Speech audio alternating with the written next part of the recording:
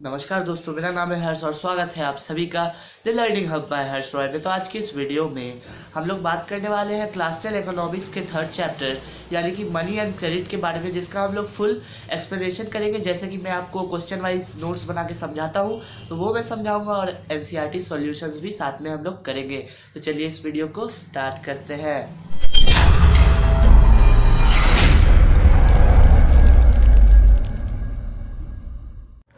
तो जैसा कि मैंने आपको बताया गाइस कि हम लोग क्लास 10 इकोनॉमिक्स का चैप्टर 3 करेंगे मनी एंड क्रेडिट, और उसका हम लोग फुल एक्सप्लेनेशन करेंगे with NCERT solution and notes. और हमारा टारगेट क्या है गाइस, ये जो हम लोग वीडियोस बना रहे हैं हमारा टारगेट है 95 प्लस अचीव करना इन बोर्ड्स एग्जामिनेशन। तो चलिए हम लोग स्टार्ट करते हैं।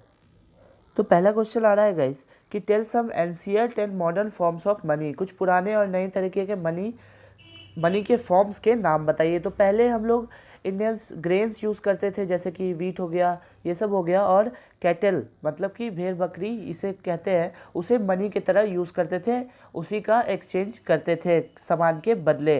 और बाद में मेटलिक कॉइन्स आ गए, जिसमें गोल्ड कॉइन, सिल्वर कॉइन और कॉपर कॉइन्स। लेकिन मॉडर्न फॉर्म्स ऑफ मनी में है पेपर नोट और कॉइन्स। अब सेकंड क्वेश्चन आता है कि define barter system. Barter system क्या होता है? तो वो सिस्टम जिसमें हम गुड्स को एक्सचेंज करते हैं मनी के यूज़ के बिना, उसे हम लोग कहते हैं बार्टर सिस्टम। तो अब क्वेश्चन आता है कि what is double coincidence of wants. तो इसका मतलब होता है कि जो बायर है, मतलब जो अपना चीज़ें बेचना चाहता है, और जो सेलर है, जो खरीदना चाहता है, वो एक दूसरे की चीज़ों को खरीदने और बेचने में सहमत हो जाए। जैसे कि मैं आपको 5 रुपये की एक चॉकलेट बेचना चाहता हूँ और आप मुझे एक पेन 5 रुपये का बेचना चाहते हैं। तो मुझे 5 रुपये की पेन की ज़रूरत है और आपको 5 रुपये की चॉकलेट की ज़रूरत है, तो हम लोगों ने सामान को एक्सचेंज कर लिया। तो ये हो गए डबल कोइंसिडेंस ऑफ वांट्स। और सेकंड आ रहा है कि मनी ने, जो कि एक एनसीईआरटी क्वेश्चन है गाइस, मनी ने कैसे सॉल्व कर दिया डबल कोइंसिडेंस ऑफ वांट्स के प्रॉब्लम को। कि जैसे कि मैंने अभी आपको एग्जांपल दिया कि हम लोग पेन और चॉकलेट का एग्जांपल दिया, तो आपको चॉकलेट नहीं भी चाहिए हो सकता था, मुझे पेन नहीं भी चाहिए हो सकता था। तो मनी ने वो प्रॉब्लम को कैसे सॉल्व कर दिया। तो मनी ऑल ओवर इंडिया में, ऑल ओवर वर्ल्ड में एक्सेप्टेबल है गाइस। एक दूसरे को एक्सचेंज में आजकल वही काम आता है। इस तरीके से वो ओवरऑल एक्सेप्ट होके, मतलब एक इंटरमीडिएट होके एक्सचेंज प्रोसेस में प्रधान चीज़ बन के एक्सचेंज प्रोसेस में इसने ये प्रॉब्लम को सॉल्व कर दिया। अब क्वेश्चन आता है गाइस, तो आगे बढ़ने से पहले मैं आपको बता दूं गाइस कि अगर वीडियो आपको पसंद आ रही है तो प्लीज़ लाइक करें गाइस। तो आगे बढ़ते हैं। तो आगे क्वेश्चन आ रहा है कि what are demand deposit. Demand deposit क्या होता है गाइस? तो क्योंकि हम लोग डिपॉजिट को जो बैंक अकाउंट में जमा करते हैं उसे हम कभी भी विड्रॉ कर सकते हैं, इसलिए हमें उस डिपॉजिट्स को हम लोग डिमांड डिपॉजिट कहते हैं। तो अब क्वेश्चन आता है चेक क्या होता है गाइज, व्हाट इज़ चेक। तो चेक एक पेपर होता है गाइज, जो कि इंस्ट्रक्शन देता है बैंक को एक स्पेसिफिक अमाउंट पे करने के लिए from the person's account to the person in whose name the cheque has been issued. मतलब जो दूसरे आदमी को पैसा देना चाहता है गाइज, वो अपने अकाउंट का चेक काट के उसका नाम लिख के देगा और बैंक उस आदमी को वो पैसा ट्रांसफ़र कर देगी। आगे क्वेश्चन आ रहा है कि व्हाट इज़ क्रेडिट। क्रेडिट क्या होता है गाइज? तो क्रेडिट बेसिकली एक लोन होता है, लोन जिसे हम कहते हैं।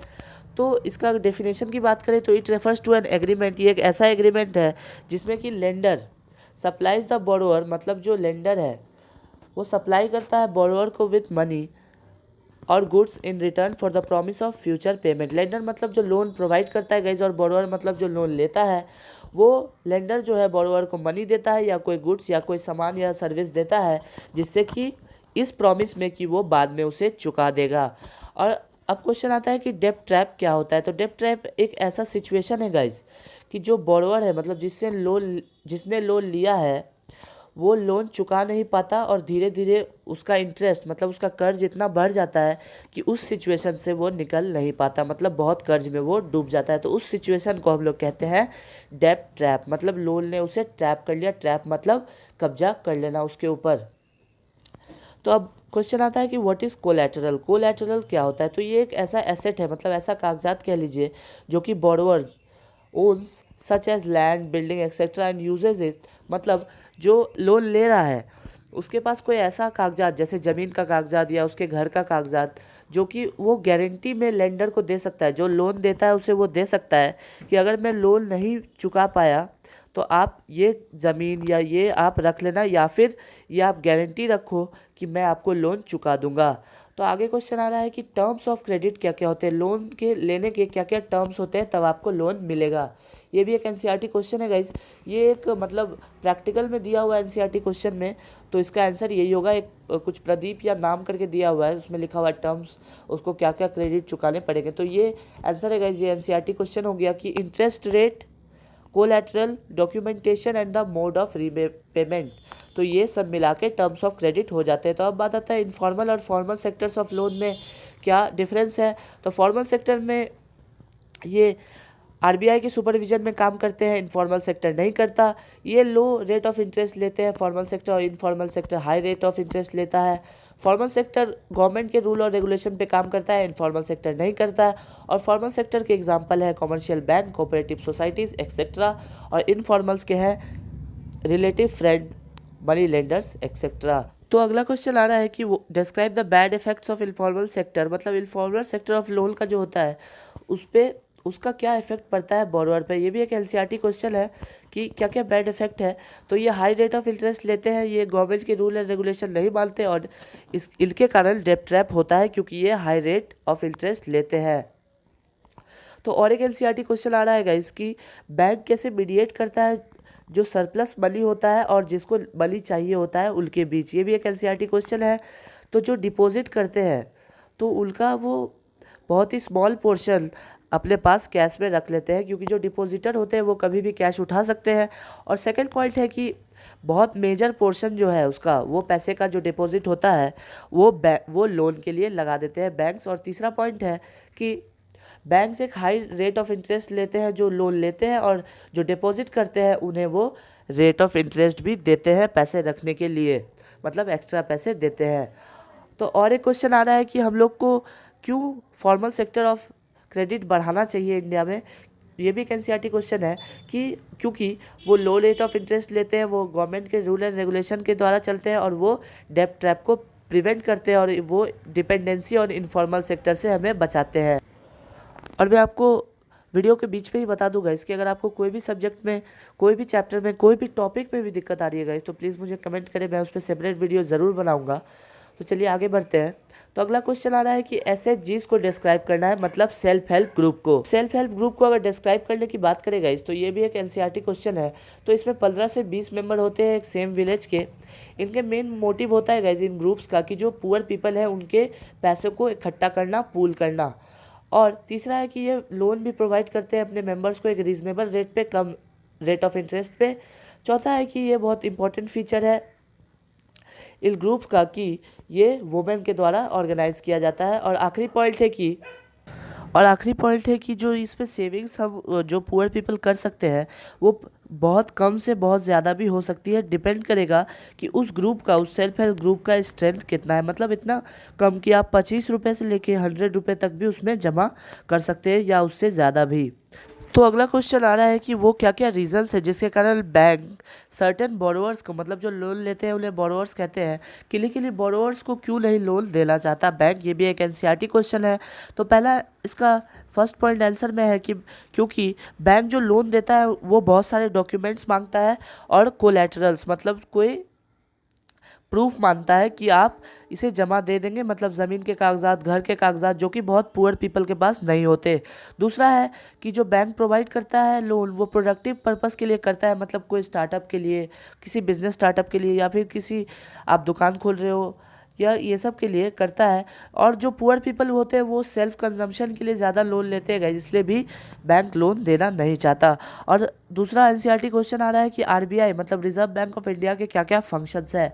तो पहला है ये सारे बैंक को, मतलब फॉर्मल सेक्टर के जो बैंक होते हैं जो इसके अंडर आते हैं गाइस आरबीआई के, उनको मॉनिटर करता है कि ये कैश बैलेंस मेंटेन कर रहा है कि नहीं, मतलब उसमें प्रॉपर कैश बैलेंस, जो मेजर पोर्शन लोन में जाना है और माइनर पोर्शन डिपॉजिट्स के लिए रखना है, वो बैलेंस कर रहा है कि नहीं। सेकंड है कि आरबीआई देखता है कि वो लोगों को लो रेट ऑफ इंटरेस्ट में लोन दे रहा है या नहीं दे रहा है। और तीसरा देखता है कि वो सारे लोगों को लोन दे रहा है या नहीं दे रहा है, मतलब सिर्फ कुछ लोगों को तो लोन नहीं दे रहा, वो भी आरबीआई देखता है। और अगला क्वेश्चन आ रहा है कि जो क्रेडिट है, मतलब जो लोन है, उसका क्या रोल है लोन का क्या रोल है डेवलपमेंट में, मतलब क्रेडिट का क्या रोल है डेवलपमेंट में, ये भी एक एनसीईआरटी क्वेश्चन है। तो इसका आंसर फर्स्ट पॉइंट आ रहा है इसकी, क्रेडिट से फार्मर परचेज कर सकते हैं मॉडर्न इनपुट जैसे कि फर्टिलाइजर, सीड एक्सेट्रा, पेस्टिसाइड्स।